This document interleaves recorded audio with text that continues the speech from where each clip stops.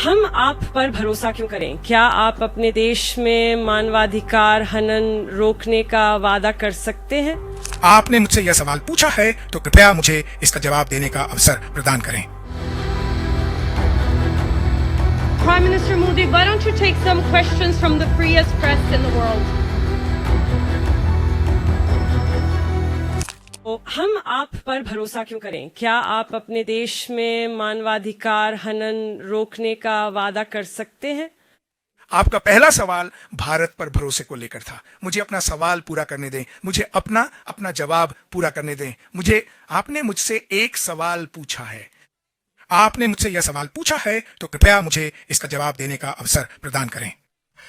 लोगों को कुछ नहीं पता। वे बस एक दो न्यूज रिपोर्ट्स पढ़ते हैं जो किसी फालतू नासमझ एनजीओ ने छापी होती हैं और फिर सवाल करने आ जाते हैं। इसकी चिंता छोड़ दो। नमस्ते, मैं हेला हूँ, नॉर्वेजियन अखबार डैग्सविसन से। साझेदारी मजबूत होने के साथ हमें आप पर भरोसा क्यों करना चाहिए? क्या आप देश में मानवाधिकार उल्लंघन रोकने का वादा कर सकते हैं? क्या प्रधानमंत्री कभी भारतीय प्रेस के तीखे सवालों का जवाब देंगे? कृपया सीधा जवाब दें। Answer straight away. दौरे के प्रभारी सचिव के तौर पर मीडिया को संबोधित करना और सवालों के जवाब देना मेरी जिम्मेदारी है। इसलिए मैं ऐसा करता रहा हूं और आगे भी करता रहूंगा। जहां तक हमारे बीच के मतभेदों का प्रश्न है तो देखिए, प्रत्येक राष्ट्र की अपनी विशिष्ट पूरकताएं होती हैं और साथ ही उनके अपने कुछ मतभेद भी होते हैं। जब दो समान विचारधारा वाले देश जो एक जैसे साझा मूल्यों में विश्वास रखते हैं, वे एक साथ आते हैं और व्यापक साझा भलाई के लिए मिलकर कार्य करते हैं, और हम निरंतर यही कार्य करते आ रहे हैं। आप देखेंगे कि भारत एक लोकतंत्र के रूप में जुड़ा हुआ है, एक ऐसा देश जो अपने संविधान को महत्व देता है, एक ऐसा देश जो दुनिया का सबसे बड़ा लोकतंत्र है, एक ऐसा देश जहां नियमित चुनाव होते हैं, एक ऐसा देश जिसकी न्यायपालिका बहुत प्रभावी है।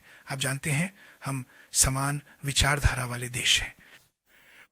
कुछ मुद्दों पर देशों की राय अलग हो सकती है। मतभेद न हो तो वे एक विश्व देश बन सकते हैं। देश अलग हैं क्योंकि राय अलग है, और यह बहुत अच्छी बात है। मुझे खुशी है कि हम देशों में मतभेद हैं, वरना सब साथ होते, पर ऐसा नहीं है। तो विदेश नीति के कुछ मुद्दे हैं। देखिए, भारत के तौर पर जब हमारी बात आती है तो अंतर्राष्ट्रीय संबंधों पर हमारा एक रुख है। वे दो इसे बहुत सरल शब्दों में कहें तो हम भारत की विदेश नीति को कैसे परिभाषित करते हैं। मैं इसे बस दो बिंदुओं में रखना चाहूंगा, सिर्फ एक ही। भारत की विदेश नीति भारत के लोगों के कल्याण और सुरक्षा से संचालित और निर्देशित होती है। हम हर संभव प्रयास करेंगे और भारत तथा भारत के लोगों के कल्याण और सुरक्षा पर ध्यान केंद्रित करेंगे। दूसरा बिंदु यह है कि हम जो कुछ भी करेंगे उसका उद्देश्य वैश्विक भलाई होगा।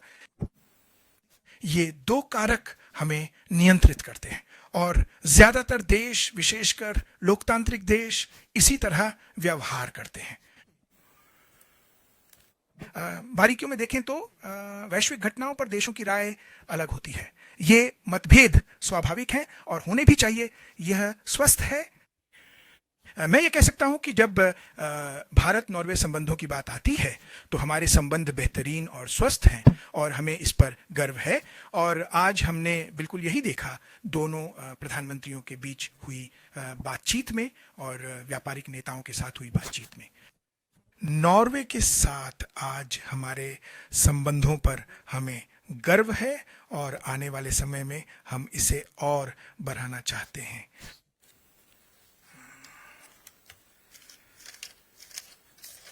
मेरा एक छोटा सा सवाल था, दरअसल उन्होंने उसका जवाब भी दे दिया था। नहीं, असल में उसका जवाब तो मैंने खुद दिया था। साझेदारी को और मजबूत करने की बात है तो हम आप पर आखिर भरोसा क्यों करें? ओह खैर, कोई बात नहीं। और जो मानवाधिकारों की स्थिति है उस पर भी हम।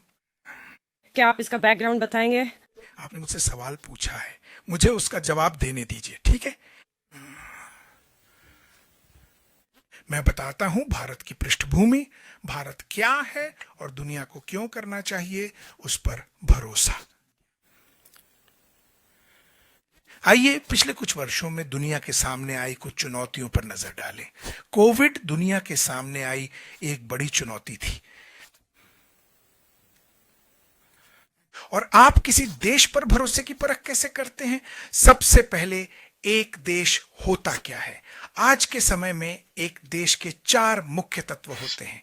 पहला है जनसंख्या, दूसरा है सरकार, तीसरा है संप्रभुता और चौथा है भौगोलिक क्षेत्र। यही तो एक देश को देश बनाता है। और हमें गर्व है कि हम 5000 साल पुरानी सभ्यता वाले देश हैं। निरंतर सभ्यता, निरंतर सभ्यता दुनिया के लिए अपार योगदान दिया। आप कहीं भी देखें आपको दुनिया भर में भारत का जुड़ाव दिखाई देगा। आप जानते हैं आपके फोन पर जो नंबर दिखते हैं उनकी शुरुआत भारत से ही हुई थी। 0 0 की उत्पत्ति भारत में हुई, शतरंज की शुरुआत भारत में हुई। इसलिए हमें अपनी उस सभ्यता पर गर्व है। योग जिसकी आज पूरी दुनिया प्रशंसा करती है, उसकी शुरुआत भी भारत में ही हुई थी। भारत में महाकाव्य और पुस्तकें थीं। मुझे जवाब देने दें, कृपया बीच में न टोके, आपने ही सवाल पूछा है। कृपया, ये मेरी प्रेस कॉन्फ्रेंस है। आपने पूछा भारत पर भरोसा क्यों करें? आखिर किसी देश को भारत पर भरोसा क्यों करना चाहिए? कोई देश भारत पर भरोसा क्यों करे? मुझे इसका जवाब देने दें। तो भारत एक सभ्यतागत देश है जिसके पास दुनिया को देने के लिए कुछ अनोखा है और ये लगातार दुनिया को दे रहा है। ठीक है, तो चलिए मैं वापस कोविड पर आता हूं जिसका मैंने उल्लेख किया था। पूरी दुनिया ने कोविड का दंश झेला है। आखिर हमने क्या किया है? हम गुफा में नहीं छिपे थे। हमने कभी नहीं कहा कि हम मदद से पीछे हटते हैं। हम तो हमेशा मदद के लिए आगे आए हैं। इसी से दुनिया में आपसी भरोसा कायम होता है। इससे भरोसा कायम होता है और मुझे बहुत खुशी है कि दुनिया उस भरोसे की कदर करती है। हमने 100 से अधिक देशों को टीकों की आपूर्ति की है। इससे विश्वास पैदा होता है, इससे दुनिया में आत्मविश्वास आता है। दूसरा, हमने 150 देशों को टीके और दवाइयां उपलब्ध कराई। इससे विश्वास पैदा होता है और इसीलिए दुनिया हम पर भरोसा कर रही है। मैं आपको एक उदाहरण देता हूं। हमने 2023 में G20 शिखर सम्मेलन का आयोजन किया। आप जानते ही हैं उस समय दुनिया बंटी हुई थी। यूक्रेन रूस संघर्ष के तुरंत बाद दुनिया विभाजित हो गई थी। एक विभाजित दुनिया में भारत ने क्या किया? भारत दुनिया को एक साथ लाने में सफल रहा। 2023 की G20 बैठक से पहले कोई संयुक्त घोषणा नहीं हो सकी थी। 2024 में भारत द्वारा आयोजित G20 के बाद कोई संयुक्त घोषणा नहीं हो सकी। लेकिन जब भारत ने G20 का आयोजन किया 2023 में, तो क्या हुआ? पूरी दुनिया अपने मतभेदों के बावजूद एक साथ आई और हम एक साझा वैश्विक घोषणा पत्र, दिल्ली घोषणा पत्र को अपनाने में सफल रहे। ये भारत के प्रति दुनिया का भरोसा दर्शाता है। एक और उदाहरण, मुझे अपना सवाल पूरा करने दें, मुझे अपना जवाब पूरा करने दें। आपने मुझसे एक सवाल पूछा है, आपने मुझसे एक सवाल पूछा है, आपने मुझसे एक सवाल पूछा है, मुझे जवाब देने दें। आपने मुझसे एक सवाल पूछा है, मुझे जवाब देने दें। ठीक है, मैं उस पर आता हूं, मैं आपके पास आऊंगा। कृपया कृपया कृपया धैर्य रखें, कृपया धैर्य रखें। नहीं, कब, कहां और कैसे जवाब देना है, यह मेरा विशेषाधिकार है। सवाल मत पूछिए, जवाब सुनिए। मुझे निर्देश न दें, मैं जवाब दूंगा। आपका पहला सवाल भारत पर भरोसे का था। क्या आप जानते हैं G20 में भारत ने क्या किया था? उससे ठीक पहले हमने 3 शिखर सम्मेलन किए थे। यह voice of global south summit है। हमने ऐसा क्यों किया? जब मेरे माननीय प्रधानमंत्री ने वह शिखर सम्मेलन आयोजित किया था तो उसमें 125 देशों ने भाग लिया था। हमने उस शिखर सम्मेलन का उपयोग ग्लोबल साउथ के सामने आने वाली चुनौतियों को समझने और उनकी गंभीरता को महसूस करने के लिए किया। हम उन्हें समझने, उनकी गंभीरता को महसूस करने और उन चुनौतियों तथा उनकी आकांक्षाओं को G20 के मुख्य मंच पर लाने में सफल रहे। इसकी सराहना की गई है। यही वह बात है जो विश्वास पैदा करती है। फिर हमने क्या किया? G20 के इतिहास में पहली बार हम अफ्रीकी संघ को G20 का स्थायी सदस्य बनाने में सफल रहे। इससे विश्वास का माहौल बनता है क्योंकि हम पूरे अफ्रीकी महाद्वीप की आकांक्षाओं और चुनौतियों को, जिन्हें नजरअंदाज किया गया था, G20 की मुख्य मेज पर लाने में सफल रहे। इससे दुनिया में विश्वास पैदा होता है और यही वह है जिसका हम लाभ उठा रहे हैं। हमने हाल ही में AI समिट यानी आर्टिफिशियल इंटेलिजेंस इंपैक्ट समिट का आयोजन किया। एक बार फिर भारत पर दुनिया का भरोसा वहां साफ दिखाई दिया। AI समिट के इतिहास में पहली बार हमने एक ऐसा समिट आयोजित किया जिसमें दुनिया के 20 बड़े नेताओं ने आकर, आप जानते हैं, हिस्सा लिया।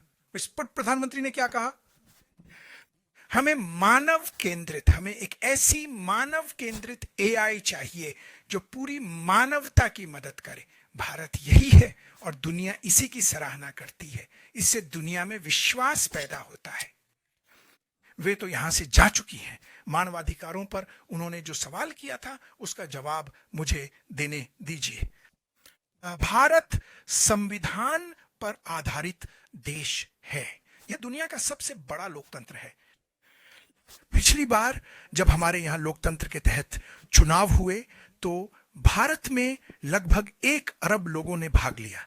यह भारत में लोकतंत्र का महापर्व था और भारत एक ऐसा देश है, दुनिया में बहुत कम देशों में ऐसा देखने को मिलता है, जहां सत्ता का शांतिपूर्ण हस्तांतरण होता है और यह भारत में होता है। भारत का एक संविधान है जिसके बारे में आप जानते ही होंगे। इसे स्वतंत्रता संग्राम के बाद लागू किया गया था। यह महात्मा गांधी के नेतृत्व में लड़ा गया था, जो पूरी तरह अहिंसक था। इसीलिए संयुक्त राष्ट्र उनके जन्मदिन 2 अक्टूबर को अंतर्राष्ट्रीय अहिंसा दिवस के रूप में मनाता है। हमारे पास एक संविधान है। आज यह क्या गारंटी देता है? इसका सारांश यह है। प्रस्तावना कहती है, हम भारत के लोग भारत को एक संपूर्ण प्रभुत्व संपन्न समाजवादी पंथ निरपेक्ष लोकतंत्रात्मक गणराज्य बनाने के लिए और उसके नागरिकों को क्या न्याय, सामाजिक, आर्थिक और राजनीतिक विचार, अभिव्यक्ति, विश्वास, धर्म, उपासना की आजादी, प्रतिष्ठा, अवसर की समता, अखंडता, व्यक्ति की गरिमा, यही मेरा संविधान सुनिश्चित करता है। और यह मौलिक सिद्धांतों, मौलिक अधिकारों और मौलिक कर्तव्यों के माध्यम से सुनिश्चित किया जाता है। एक ऐसा संविधान जिसका भारत के लोग सम्मान करते हैं। हर दिन जब सिविल सेवा परीक्षा होती है, जब योग्यता के आधार पर कोई परीक्षा होती है, जब देश में कहीं भी चुनाव होता है, तो हम संविधान का उत्सव मना रहे होते हैं। यही भारत की खूबसूरती है और हमें इस पर बहुत गर्व है। इसलिए भारत के हर नागरिक के पास एक मौलिक अधिकार है कि यदि उनके अधिकारों का उल्लंघन होता है तो वे अदालत जा सकते हैं। यही भारत की खूबसूरती है जिस पर हमें गर्व है। लोग अक्सर पूछते हैं कि ऐसा क्यों, वैसा क्यों, पर मैं आपको एक बात बता दूं, हम विश्व की कुल जनसंख्या का 6ठा हिस्सा है, लेकिन विश्व की समस्याओं का 6ठा हिस्सा नहीं। हमारे पास एक संविधान है जो लोगों के अधिकारों, लोगों के मौलिक अधिकारों की गारंटी देता है। हमारे देश में महिलाओं को समान अधिकार प्राप्त हैं, जो अत्यंत महत्वपूर्ण है। 1947 में हमने उन्हें मतदान का अधिकार दिया। हमने साथ मिलकर आजादी हासिल की और वह भी पहले दिन से। मैं कई ऐसे देश जानता हूं जहां महिलाओं को भारत के दशकों बाद वोट का हक मिला। आप जानते हैं, हम समानता और मानवाधिकारों में यकीन रखते हैं। और मानवाधिकारों का सबसे अच्छा उदाहरण क्या है? सरकार और मतदान का अधिकार। भारत में यही हो रहा है। हमें इस पर गर्व है। पर हमारा संविधान लोगों के मौलिक अधिकारों की गारंटी देता है। अधिकारों के उल्लंघन पर वे अदालत जा सकते हैं। आप में से कुछ लोग भारतीय मीडिया से हैं। आप जानते हैं कि यहाँ हर शाम कितनी खबरें और ब्रेकिंग न्यूज़ आती हैं। अकेले दिल्ली में ही अंग्रेजी, हिंदी और अन्य भाषाओं के कम से कम 200 टीवी चैनल हैं। लोगों को भारत की विशालता की कोई समझ नहीं है। लोगों को कोई समझ नहीं है। वे आप जानते हैं, एक या दो समाचार रिपोर्ट पढ़ते हैं, जो कुछ भगवान भरोसे ना समझ एनजीओ द्वारा प्रकाशित की जाती है, और फिर आकर सवाल पूछते हैं। इसकी चिंता मत कीजिए, हमें एक लोकतंत्र होने पर गर्व है। हम एक लोकतंत्र हैं। आप जानते हैं, मैं आपसे एक बहुत दिलचस्प बात साझा करना चाहता हूं। भारत एक लोकतांत्रिक समाज है। ऐसा नहीं है कि हम 1947 में लोकतंत्र बने। हम सदियों से, हजारों वर्षों से एक लोकतांत्रिक समाज रहे हैं और हमें इस पर गर्व है। यदि आप भारत के इतिहास पर नजर डालें, जो आज भी जारी है, तो आप पाएंगे कि जब भी दुनिया में कहीं भी उत्पीड़न हुआ, लोग भारत आए और भारतीय समाज ने सभी को अपनाया। इसीलिए भारत में इतनी विविधता है। हम पूरी दुनिया को गले लगाते थे। हमने सफाया नहीं किया, हमने जातीय सफाई का सहारा नहीं लिया, जिसकी वजह से आज बहुत से देशों में केवल एक धर्म और केवल एक ही जातीयता है। क्यों? उनके पूर्वजों ने बाकी सबको खत्म कर दिया था। हमने ऐसा नहीं किया था। ठीक है, हमारे पास विविधता है क्योंकि हमारे पास सहनशीलता है। हमारे पास विविधता है क्योंकि हम विविधता को अपनाते हैं। जब भी दुनिया ने समस्याओं का सामना किया है, हमने उनका स्वागत किया है। यही हमने कोविड के समय भी किया था। तो मुझे लगता है कि मैंने काफी समझा दिया है ना। यहां इन सज्जन का आखिरी सवाल, तीसरी सबसे बड़ी अर्थव्यवस्था, हम क्या करने वाले हैं? हम इसके बारे में क्या करेंगे? देखिए, मैंने भारत की विदेश नीति के सार पर बात की है। ठीक है, भारत हमेशा से एक जिम्मेदार शक्ति रहा है। हमने दुनिया को सबसे बड़ी संख्या में शांति सैनिक उपलब्ध कराए हैं। संयुक्त राष्ट्र के लिए भारत शांति सैनिकों का सबसे बड़ा प्रदाता है और यह आज भी जारी है। हमें इस पर गर्व है। हम शांति दूत हैं। ठीक है, जब हम बनते हैं, मेरा मतलब है हम प्रक्रिया में हैं। हम हमेशा से एक ऐसा देश रहे हैं जिसमें वसुधैव कुटुंबकम का यह मूल सिद्धांत रहा है। वसुधैव कुटुंबकम क्या है? यह हमारे लोका, हमारे महाकाव्य, जो हमारी सभ्यता का मूल आधार है। वसुधैव कुटुंबकम का अर्थ है कि पूरी दुनिया एक परिवार है और हम मानवता में विश्वास रखते हैं, और अतीत में भी हमारा यही रुख रहा है और भविष्य में भी हमारा यही रुख रहेगा। हम वैश्विक कल्याण में विश्वास रखते हैं। अगर आप किसी भी मुद्दे पर गौर करें तो भारत का रुख वैश्विक जनहित के अनुरूप है। जैसा कि मैंने कहा, हम दुनिया की कुल आबादी का छठा हिस्सा हैं। हमारे पास दुनिया की 1/6 समस्याएं नहीं हैं, और हम क्यों सक्षम हैं? आज इस ब्रह्मांड में, इस दुनिया में हम जो लेकर आए हैं वह है संयम। हम हर अंतर्राष्ट्रीय मंच पर हमेशा संयम और धैर्य का परिचय देते हैं, जो हमारी गहरी जिम्मेदारी और परिपक्वता को दर्शाता है। हमारी यह नीति वसुधैव कुटुंबकम के महान मूल्यों पर आधारित है, जिसका अर्थ है कि पूरी दुनिया वास्तव में एक परिवार के समान है। G20 के ऐतिहासिक शिखर सम्मेलन में भी हमारा मुख्य केंद्र और विषय यही रहा था, और यही कारण है कि हम ग्लोबल साउथ के देशों और अफ्रीकी संघ को एक साथ एक ही मंच पर लाने में सफल हो पाए। तो हम एक जिम्मेदार देश रहे हैं। हम सर्वजन हिताय में विश्वास रखते हैं, और हम वसुधैव कुटुंबकम की उस भावना के साथ दुनिया के साथ जुड़ना जारी रखेंगे कि पूरी दुनिया एक परिवार है। धन्यवाद। Subscribe to One India and never miss an update. Download the One India app now.